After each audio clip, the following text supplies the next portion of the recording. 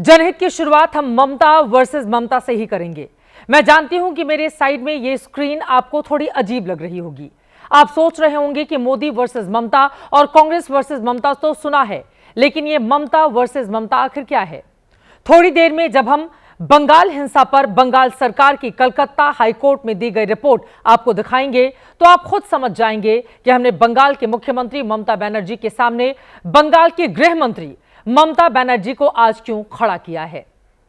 हम वक्फ कानून विरोधी बंगाल हिंसा पर ममता सरकार की 35 पन्नों की उस रिपोर्ट का निचोड़ आपके सामने रखेंगे, जो उसने कलकत्ता हाईकोर्ट में जमा करवाया है। और इसी खबर के दूसरे हिस्से में हम ममता बनर्जी को सियासत भी सिखाएंगे। आपको बताएंगे कि कभी हिंदूवादी राजनीति के पिच पर बैटिंग करने वाली ममता का सियासी रूप कैसे बदला, कभी बीजेपी के साथ वोट मांगने वाली ममता बनर्जी ने अपनी सियासत को 180 डिग्री का यू टर्न कैसे और क्यों दिया है। लेकिन सबसे पहले आपको बंगाल में आज क्या हुआ है वो बताना और आपके लिए जानना बेहद जरूरी है।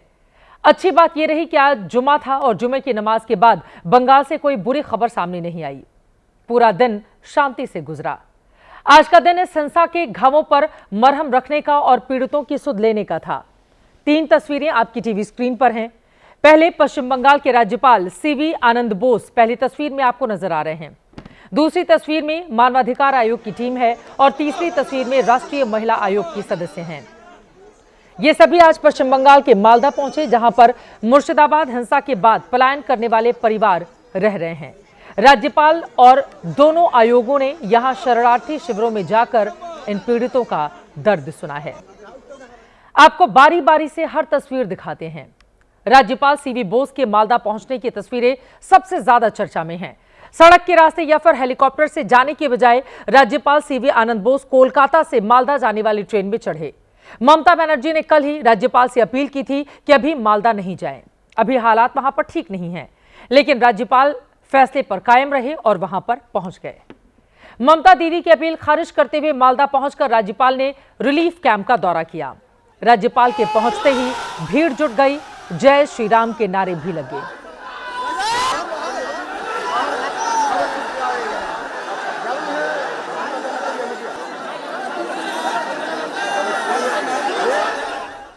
दरअसल नारे लगाने वाले ये वो लोग थे जिनके रिश्तेदार रिलीफ कैंप में रह रहे हैं। इनका आरोप है कि कैंप में लोगों को कैदियों की तरह रखा गया है, किसी से मिलने नहीं दिया जा रहा ताकि हिंसा का सच दबा रहे।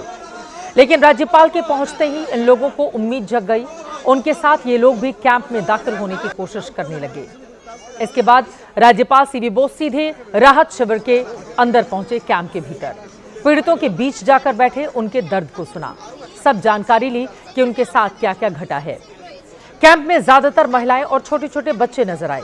इन लोगों ने राज्यपाल को अपने साथ हुए पूरी त्रासदी की एक एक घटना सुनाई, उन्हें पूरी जानकारी दी। All of them told me they should go back at the earliest. For that they said, number 1, we want protection, sense of security. Number 2, our houses have been damaged, gutted, we want houses. Number 3, they want something to livelihood. These are issues which they raised, some common issues which they raised was they need the kind of a outpost of the BSF camp, which was there, they say. आज रात मालदा में ही रुकने के बाद राज्यपाल कल मुर्शिदाबाद जाएंगे, जहां वक्फ कानून के विरोध में 8 अप्रैल से 12 अप्रैल तक हिंसा आगजनी हुई थी। मालदा में राज्यपाल से पहले राष्ट्रीय महिला आयोग की टीम भी आज पहुंची।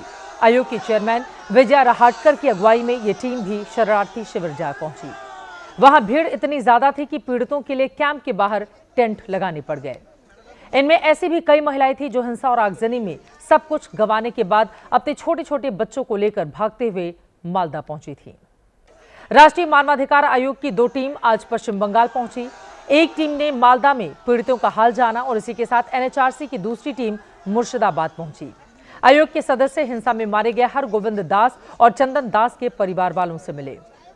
हरगोविंद दास और चंदन दास दोनों पिता पुत्र को वक्फ कानून के खिलाफ हिंसा कर रही भीड़ ने घेर लिया था और दोनों की बेरहमी से हत्या कर दी गई थी। दोनों भगवान की मूर्तियां बनाते थे। और अब आ जाते हैं उस रिपोर्ट पर जो बंगाल में वक्फ कानून विरोधी हिंसा को लेकर ममता सरकार ने बनाई है और कलकत्ता हाईकोर्ट को सौंपी है। ममता सरकार ने इस रिपोर्ट में 8 अप्रैल से 12 अप्रैल तक हुई हिंसा की हर एक घटना का बारीकी से ब्यौरा दिया है। इसमें सब बताया गया है कि हिंसा कब शुरू हुई, कहां से शुरू हुई और किसने इसकी शुरुआत की। रिपोर्ट में कहा गया है कि मुर्शिदाबाद में वक्फ कानून विरोधी प्रदर्शन 4 अप्रैल से शुरू हुआ। शुरुआत में कई संगठनों की प्रदर्शन शांतिपूर्ण और अहिंसक थे। 8 अप्रैल को 4-5 हजार लोगों ने उमरपुर NH-12 जाम कर दिया। 8 अप्रैल के इसी प्रदर्शन से स्थिति अनियंत्रित होना शुरू हुई थी। प्रदर्शनकारियों ने पुलिस पर ईंट पत्थर फेंकने शुरू किए। उपद्रवियों की नियत पुलिसकर्मियों की जान लेने की थी। पुलिस पर लाठी, हंसुए, लोहे की रॉड से हमला किया गया। उपद्रवियों ने जंगीपुर के SDPO की पिस्तौल भी छीन ली। SDPO की ग्लॉक पिस्तौल में 10 गोलियां भरी हुई थीं। 8 से 12 अप्रैल तक हिंसा में ईंट, पत्थर, बोतलें इस्तेमाल की गईं। उपद्रवियों ने हिंदू मंदिरों, सरकारी संपत्तियों को नुकसान पहुंचाया। ममता बनर्जी बंगाल के मुख्यमंत्री होने के साथ ही राज्य की गृह मंत्री भी हैं। बंगाल पुलिस इसी गृह मंत्रालय के अंडर आती है। यह रिपोर्ट ममता बनर्जी के दावों के उलट है, क्योंकि इसके 35 पन्नों में कहीं भी हिंसा के पीछे हिंदू एलिमेंट या फिर संघ बीजेपी का नाम नहीं लिया गया है। लेकिन उसके पहले आपको एक तस्वीर और कुछ बयान याद दिलाने जरूरी हैं। वैसे तो आपको याद ही होंगे, क्योंकि 2 दिन पहले की ही बात है जब ममता बनर्जी ने कोलकाता में मुस्लिम समुदाय के लोगों से मुलाकात की थी। ममता ने कोलकाता के नेताजी इंडोर स्टेडियम में इमामों और मुअज्जिनों को संबोधित किया था और बंगाल हिंसा के पीछे सीधे सीधे संघ बीजेपी के लोगों का हाथ बताया था। ममता सीधे कह रही थी कि हिंसा के लिए वक्फ कानून के विरोध में प्रदर्शन करने वाले मुस्लिम नहीं, बल्कि संघ बीजेपी के नकली हिंदू एलिमेंट जिम्मेदार हैं।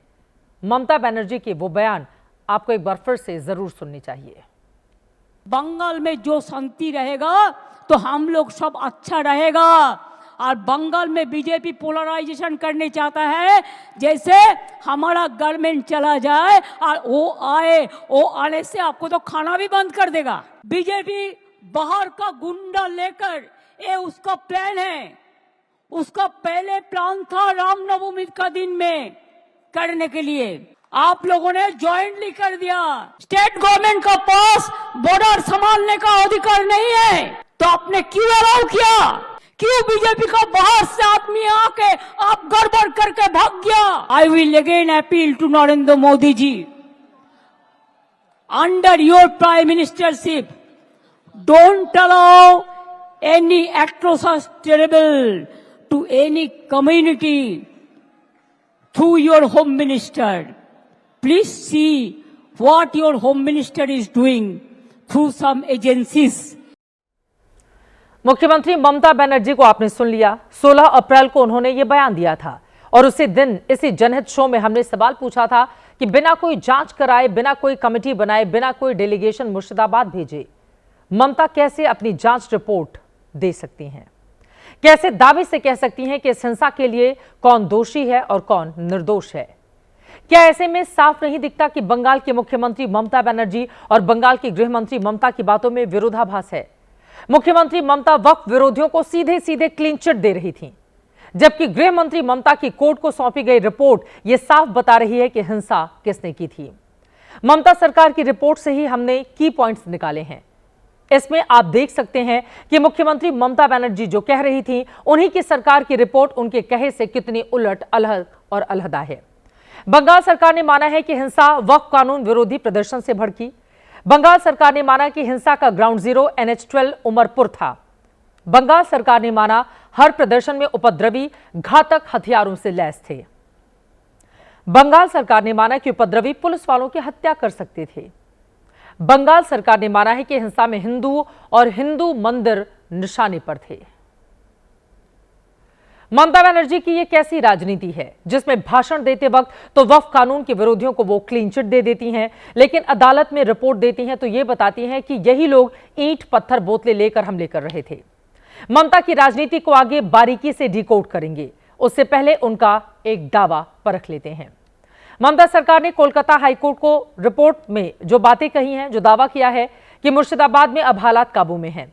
सूती, धुलियान, शमशेरगंज, जंगीपुर में सब कुछ नियंत्रण में है और जो लोग डर के मारे जान बचाकर अपने घर छोड़कर भागे थे वो अब घरों को वापस लौट रहे हैं।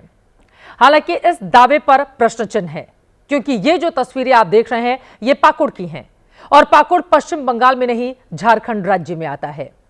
मुर्शिदाबाद से भागकर ये हिंदू परिवार झारखंड के पाकुड़ और साहिबगंज पहुंचे थे और अभी तक इनके बंगाल में अपने घर लौटने की कोई सूचना नहीं है। ममता वर्सेस ममता के अब दूसरे हिस्से में आपको लेकर चलते हैं। आपके मन में एक सवाल होगा कि ममता बनर्जी आखिर क्यों मुस्लिम सियासत का चेहरा बन रही हैं? क्यों ममता ने बीजेपी पर आरोप लगाकर दंगों में मुसलमानों को क्लीन चिट देने की कोशिश की है? इस सवाल का जवाब आपको कुछ आंकड़े देंगे। आपके लिए ये आंकड़े जनहित की रिसर्च टीम ने जुटाए हैं। 2011 की जनगणना के मुताबिक पश्चिम बंगाल में करीब 70.5% हिंदू आबादी है। मुसलमानों की आबादी 27% के आसपास है। मुर्शिदाबाद, मालदा और उत्तरी दिनाजपुर जिले ऐसे हैं जहां मुसलमानों की आबादी सबसे ज्यादा है। ममता बनर्जी 2011 से पश्चिम बंगाल की सीएम हैं। ममता ने लेफ्ट से बंगाल की सत्ता छीनी थी। विधानसभा का लगातार 3 चुनाव वो जीत चुकी हैं।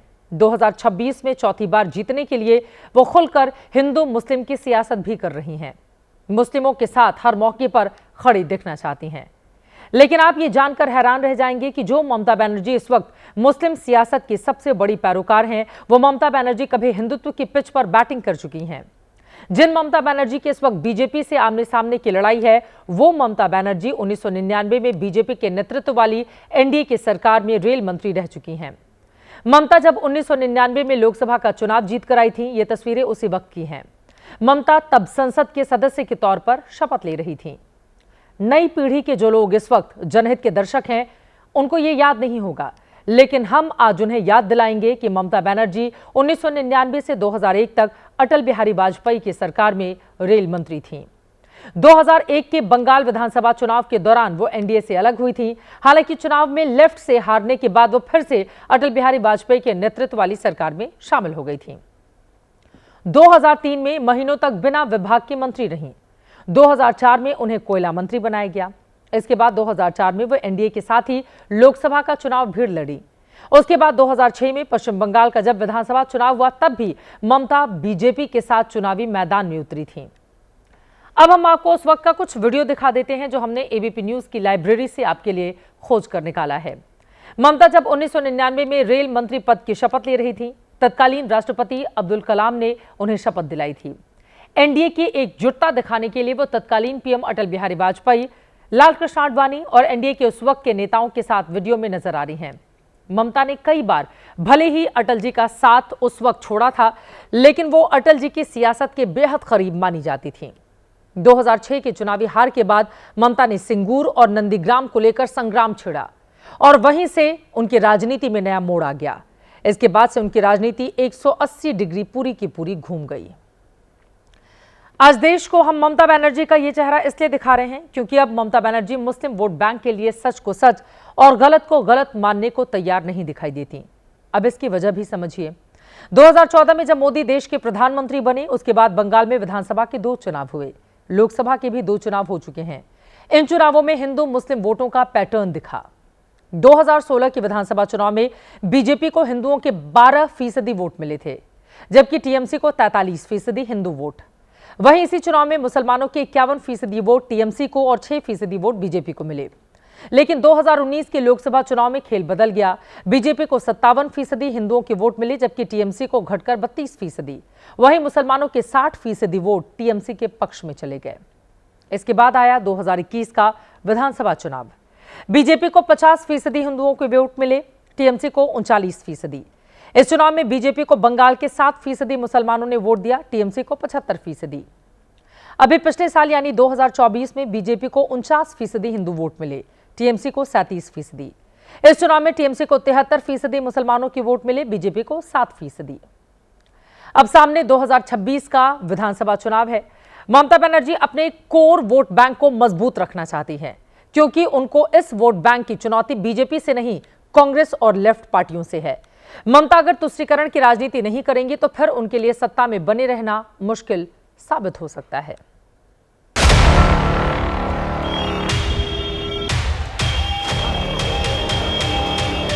तो अपने मुस्लिम वोटों को बचाने के लिए उन दंगाइयों के खिलाफ कोई कार्रवाई नहीं कर रही है, ऊपर से उनको भड़का रही है कि आप दिल्ली जाकर के खिलाफ केंद्र सरकार को सख्त कदम उठाना चाहिए। तृणमूल कांग्रेस की सरकार की ममता जो उनके ऊपर दिख रही है, ये देश के समाज और लोकतंत्र के लिए ये चुप्पी बहरा करने वाली है। यह सरकार अब एक प्रकार से अतिवादी उग्रवादी तत्वों के हाथ बंधक हो चुकी है। This is a completely Muslim II government, Muslim League II government functioning by the Mamata Banerjee in West Bengal. सुन लीजिए, टीएमसी का डेज आर नंबर 26 चुनाव में हिंदू लोग एकजुट होकर इसका बदला लेने वाला है। अब मैं आपको कुछ और आंकड़े दिखा देती हूं, जिसको देखकर आप न सिर्फ पश्चिम बंगाल की राजनीति समझ जाएंगे, बल्कि वहां की मुस्लिम पॉलिटिक्स को भी समझने में आपको आसानी होगी। पश्चिम बंगाल में विधानसभा की 294 सीटें हैं। 63 सीटें ऐसी हैं जहां मुस्लिम वोटर 40% से ज्यादा हैं। 2006 में 43 मुस्लिम विधायक थे, तब टीएमसी से महज 3 मुस्लिम एमएलए बने। 2011 में 57 मुस्लिम विधायक जीते, इनमें टीएमसी के 25 थे। 2016 में 59 विधायक मुस्लिम बने, 32 इनमें टीएमसी के थे। 2021 में 43 मुस्लिम विधायक जीते, इनमें से 42 टीएमसी के हैं। मतलब अभी मुस्लिमों पर पश्चिम बंगाल में ममता बनर्जी का एकाधिकार है। इन्हीं आंकड़ों के दम पर ममता बनर्जी पश्चिम बंगाल में राज कर रही हैं। पहले इस मुस्लिम वोट पर लेफ्ट और कांग्रेस की मजबूत पकड़ थी। 2011 के चुनाव के बाद ममता के पक्ष में मुस्लिम वोट शिफ्ट हुआ और आज ममता की उस पर मजबूत पकड़ है। 2021 के विधानसभा चुनाव में ममता को 215 सीटों पर जीत मिली थी, तब टीएमसी को 48% वोट मिले थे। इस चुनाव में बीजेपी को 77 सीटें मिली थीं, 38% वोट मिले। उस चुनाव में कांग्रेस और लेफ्ट का सूपड़ा साफ हो गया था। मतलब बंगाल में अब सीधी लड़ाई बीजेपी बनाम ममता बनर्जी की है, और उसी सीधी लड़ाई की वजह से कभी हिंदुत्व की राजनीति के साथ खड़ी ममता अब हिंदुत्ववादी सियासत के सामने खड़ी हो गई हैं। इस वक्त ममता बनर्जी अपनी अंदरूनी लड़ाई से जूझ रही हैं। ममता बनर्जी की राजनीति अपनी जगह, लेकिन उनको यह समझना होगा कि वो एक राज्य की मुख्यमंत्री हैं, और मुख्यमंत्री किसी एक समाज या समुदाय का नहीं होता। ममता बनर्जी को समझना होगा कि वो सूबे के मुखिया हैं। उनका काम सबका ख्याल रखना है, सबकी सुरक्षा देना है।